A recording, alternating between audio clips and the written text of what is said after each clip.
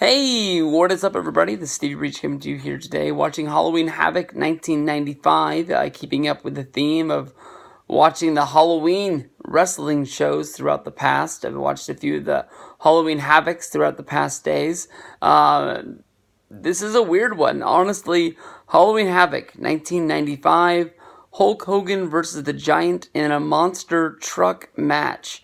This is one that honestly you're going to have to see to believe, and there's more questions drawn up about this match than there are answers. I can honestly tell you, the Giant was fresh in WCW. He hadn't even wrestled in his debut match. His debut match was actually booked to be later on the card against Hulk Hogan for the WCW World Heavyweight Championship.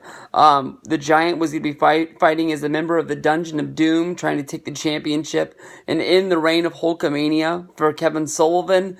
And for some reason, they booked to have a monster truck match before the main event as a way to sort of build up Hogan versus the Giant. To me, honestly, if the Giant really wanted to end Hulkamania and take his championship, I don't know how he would have done that by jumping into a monster truck and pushing another car around on top of the arena. He probably would have wanted to save everything for the match itself. If you need to know what a monster truck match is, I will let you know that you are not the only one who needs to know. And I still honestly don't know how this is possible. Halloween Havoc is housed at the Joe Louis Arena in Detroit, Michigan. And at the arena that is next door to the Joe Louis Arena, which they say is 5 stories up, they put 2 monster trucks on top of the arena. I don't even know how the roof is able to hold the power of 2 monster trucks on top of it.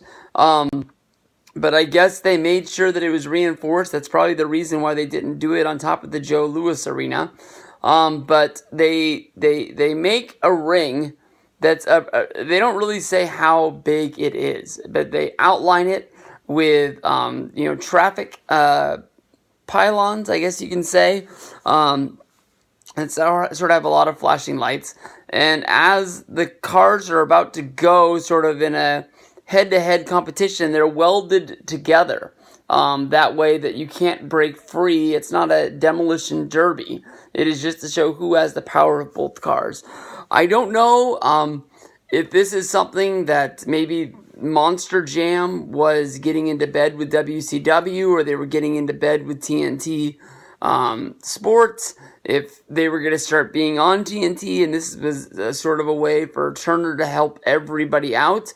As far as I know, Turner didn't own Monster Trucks or Monster Jam. I know that, there were a lot of WCW trucks, like the NWO, Goldberg, Sting. They had a Nitro one. Just about every big name had one. I don't know if WCW paid to sponsor these cars, or if Monster Jam paid to use their likeness in order to maybe sway wrestling fans to watch. I'm not sure, but a guy sits down who is not from WCW. I'm guessing that he's from Monster Jam, to tell us everything that's going on inside of this match. And basically the cars start to push each other around. It's raining. It makes no sense. Water is flying everywhere off of the arena. I don't really know how this is safe, but in each car was the wrestler. Hulk Hogan was driving his, and the Giant was driving his. And in the other car, in the other seat, is, I would guess, a driver. I don't know if these monster trucks were suited with 2 wheels, and maybe the wrestler's one didn't work, and maybe they were just working us, putting on a show.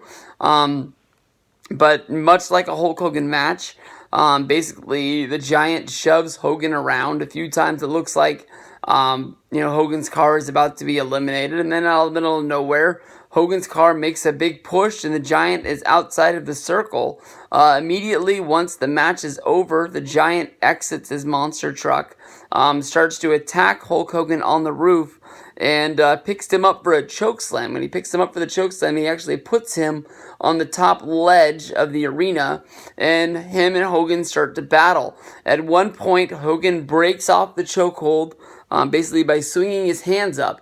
At this point, the Giant loses his balance, and he falls off of the roof of the arena. Basically, there's no camera to be able to show where the Giant falls. They're just able to pan out into the lake next to the arena, and they just show the rain falling into the lake. And they come back and say, this was not supposed to happen. They have to kick to their next match, which is Randy Savage versus Lex Luger. Because Luger had a match earlier in the night that he won by disqualification against Ming. So they have to kick it to Savage versus Luger. And we don't know if we're going to get the Giant versus Hogan main event for the WCW Championship or what they're going to do.